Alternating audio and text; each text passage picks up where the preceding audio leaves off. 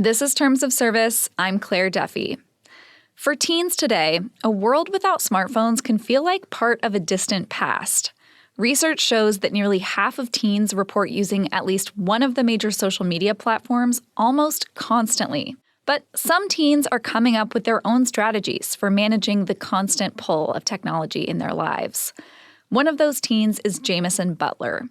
Jamison and a friend started a group in Brooklyn they call the Luddite Club, where they and like-minded teens spend time away from screens. At the time we talked, Jamison was a senior in high school.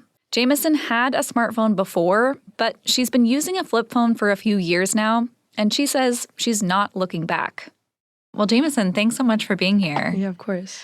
So talk to me about when you first got a smartphone. So I got a smartphone when I would consider to be pretty young. I think I was maybe 11 years old, I want to say 10, 11 years old.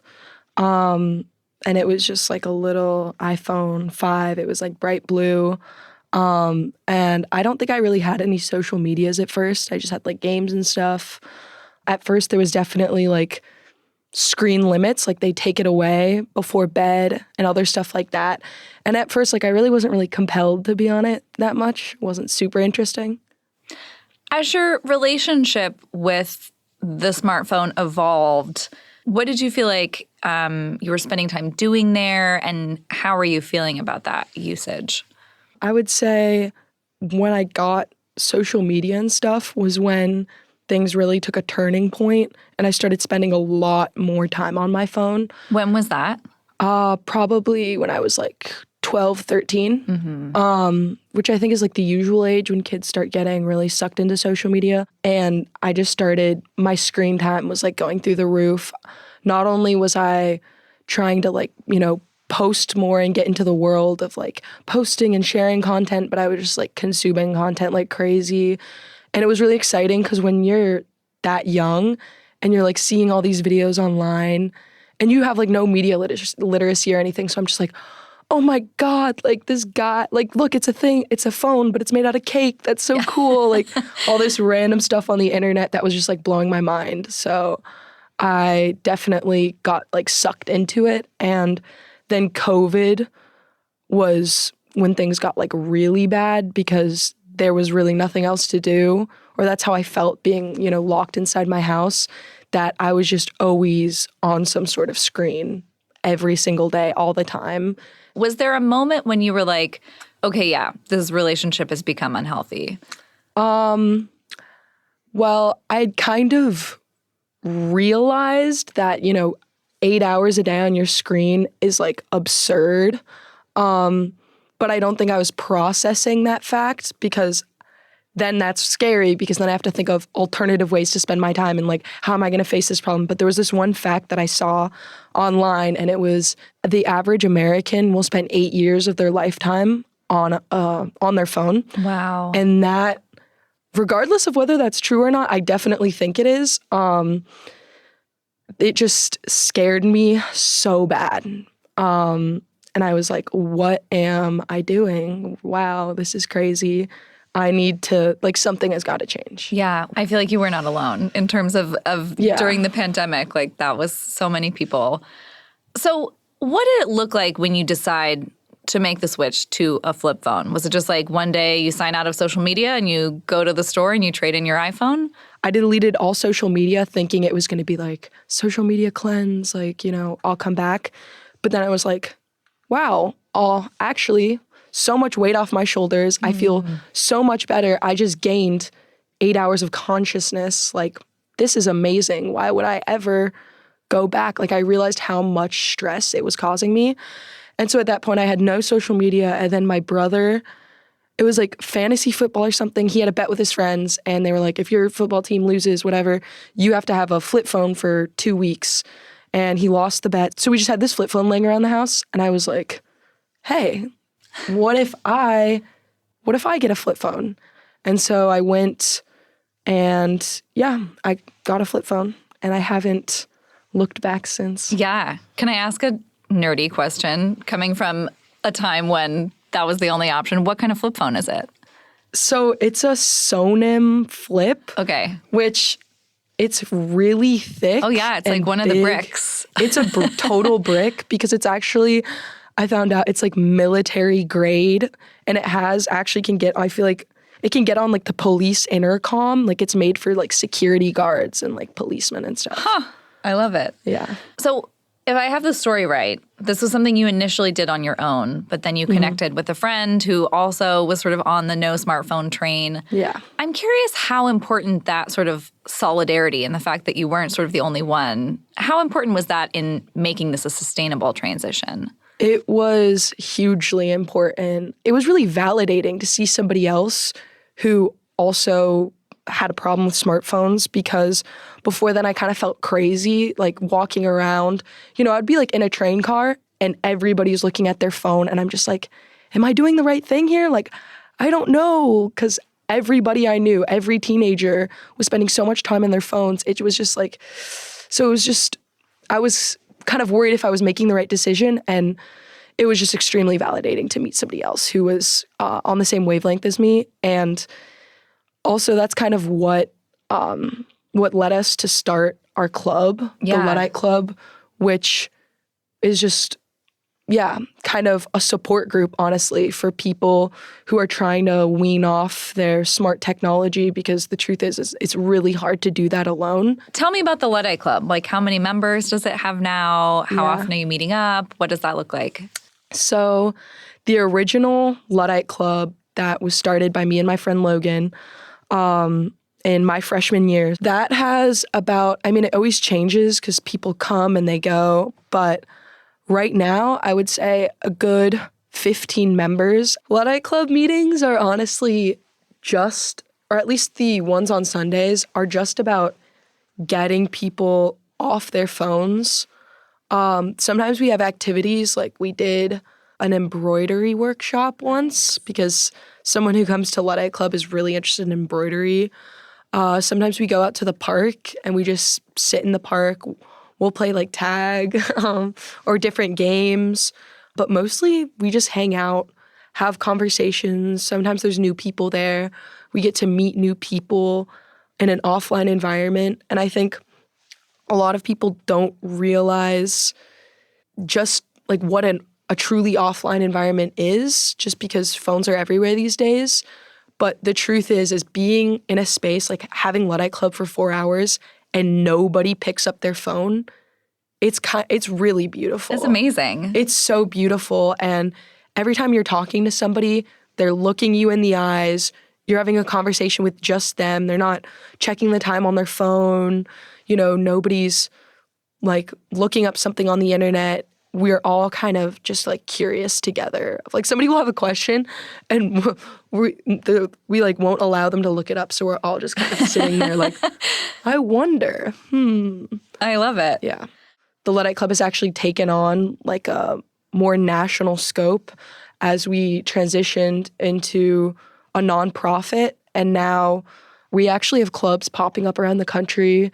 So there's one in Colorado, there's one in Kentucky, there's one in California, there's 2 in DC, and they just keep popping up. We keep getting emails. I'm curious what the reaction from other friends and peers was like when you decided to do this. Yeah. I would say I think a lot of people maybe didn't get it or thought that I was being extreme. I definitely felt like I was falling out of lots of social circles because a lot of them, I guess, revolve around some sort of online presence and like understanding, like it sounds stupid, but like memes and trends and like people would say words and I didn't know what it meant. The main reaction I get from people though is people get very defensive. Because it's almost like me having a flip phone is an attack on them. Like the fact that, people will ask me like, oh, why do you have a flip phone? Everyone thinks it's a punishment. They're like, are you grounded? And I'm like, no, I actually chose this for myself. And there's this immediate defense of like, oh, well, like I'm not even on social media that much. Like, it's not toxic, like, blah, blah, almost just trying to explain themselves to me. Interesting. Which I think shows that a lot of people know that there's a problem there. So it's been 4 years, just about, since you made this switch. How do you feel like your life has changed as a result? This is like one of my favorite questions because my life has just, the quality of my life has just like increased. I am so much happier. I love school. That's a surprising one that I wasn't expecting. But like ever since I've had the flip phone, I love school. Like I wake up every morning, every Sunday night, I like can barely fall asleep because I love school. I read a lot. I find myself being more engaged in like academic studies and following up on my interests, reading books about things, just being more knowledgeable and curious about the world. I have so many hobbies. I'm always creating things and it's awesome. I have become a lot more confident in myself and a lot less insecure.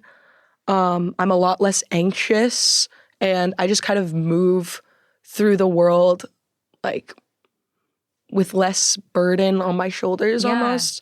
I just feel a lot freer. There's like so many, honestly, there's so many pros. Like it's hard to sum up because I think a lot of people don't realize just how much technology has roots in their life and how dependent they are on it until they get rid of it.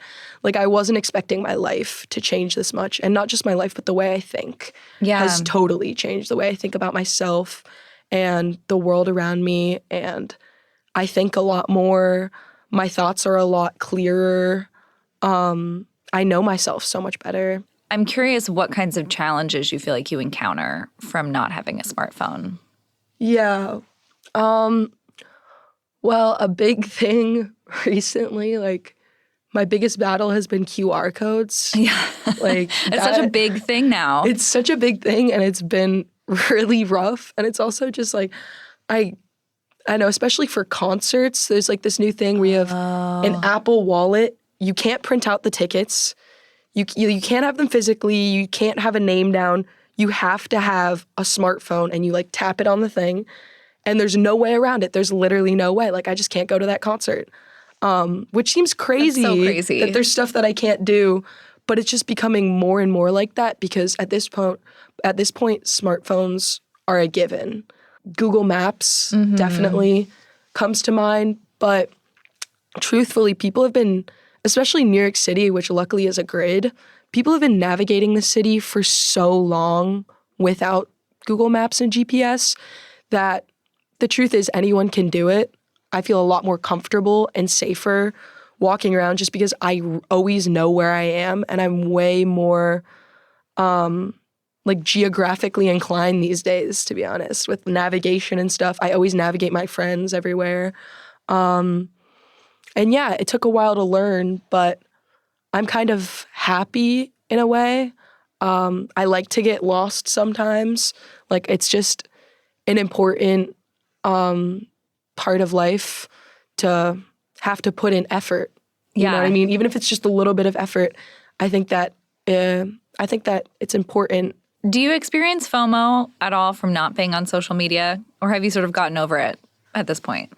At first, there was definitely a little bit of FOMO, but then I was like, what am I really missing out on? And the truth is like some girl who I met once, a picture of her croissant, my friends, like a photo of my friend's cat, like, a post of all my friends hanging out without me, which I probably am happier not seeing. Some fake news like on the internet or stuff like that. And I know, especially with like a lot of these recent trends too, like I won't know a word. So I'll ask my friend and I'm like, what is a Rizzler? Because I don't know what that means. And they explain it and I'm like, I'm so glad I don't know what that means. Like the internet is so self-referential and if you're not a part of it, like it's just this bubble that just references itself and all the humor and all the references just kind of exist in there that if you're out of it, it doesn't really affect me. I don't think about it. It's just this whole facet of life that I find was unnecessary. And now I can just, my head isn't clouded with like the Rizzler and other stuff like that. So lawmakers, public health officials have pointed to social media as one of the reasons, maybe the main reason, for the rise in mental health challenges among young people over the last decade or so. And I'm curious if you think there's a connection there as well. I would say that there's definitely a connection, just because I feel like I went through that firsthand. The features of all these social medias, these addictive features, just kind of, I don't know, they take away your agency. They leave you sitting there just stuck scrolling, right? There's this new term of doom scrolling where people will just scroll and scroll and scroll and can't stop themselves. And there's all these like intentionally addictive features like that I don't know who wouldn't feel depressed and trapped and like their life is just like wasting away before them. Yeah. So I definitely think that that is like probably one of the main factors of the epidemic. So you talked about the expansion of the Luddite Club beyond Brooklyn. I'm curious, is it like you're hearing from other young people directly saying, I think what you're doing is really cool and I want to do something similar? Yeah, that's pretty much exactly what it is. We have a club email and people reach out basically just being like, I've felt this way since I was however many years old. I'm so glad that there's other teenagers who agree with me, et cetera, et cetera. What's interesting is all the Luddite clubs popping up have like taken on kind of their own spin. So there's a club in Key West that's focused on like horticulture. There's a Luddite club focused on movement and physicality in Philadelphia. Yeah, it's really interesting seeing, I don't know, so many young people wanting to like take a stance, start a club, and like be a part of the movement. As you think about your post-high school life, moving on to college, are you planning to try to continue to have just the flip phone? Yeah, definitely. If I can help it, like I'm gonna have the flip phone, hopefully for the rest of my time on Earth. But I'm kind of nervous about the future, especially not necessarily college. I think college actually is the perfect place if anybody wants to try out a flip phone, just because especially if you're on a small campus, like outside of a city, and you're not needing to like navigate anywhere new and, you're kind of living in this little bubble. I think that that's actually a great place to try out a flip phone. So I'm definitely going to try and continue it there and start a Luddite club at whatever college I end up at. But I am worried about like entering the workforce and about how I know there's lots of jobs that almost require a phone. So we will see, but I'm never going to stop like being difficult about it and being stubborn, because I don't think that we should all have to have iPhones or smartphones. For other teens who, or even adults who maybe feel like they're struggling with being glued to their phone, they're spending too much time scrolling, but they aren't sure where to start in terms of how to unplug or if it's really possible, what would you tell them? An interesting thing that was brought to my attention by kids who come to the Luddite Club at my school is turning your phone in black and white. And even just the lack of color, it's enough of a lack of stimulation that people find themselves picking up their phones less. And it's also not as fun to scroll when everything's in black and white. And it's always a constant reminder. You're more aware of your consumption. So I would say that honestly seems to be a great first step. But also a lot of it has to do with finding different outlets for your time. Honestly, like it sounds corny, but like pick up a book. Yeah. Pick up a good book. Well, Jamison, I really appreciate your time. Thank you so much. Yeah, thank you.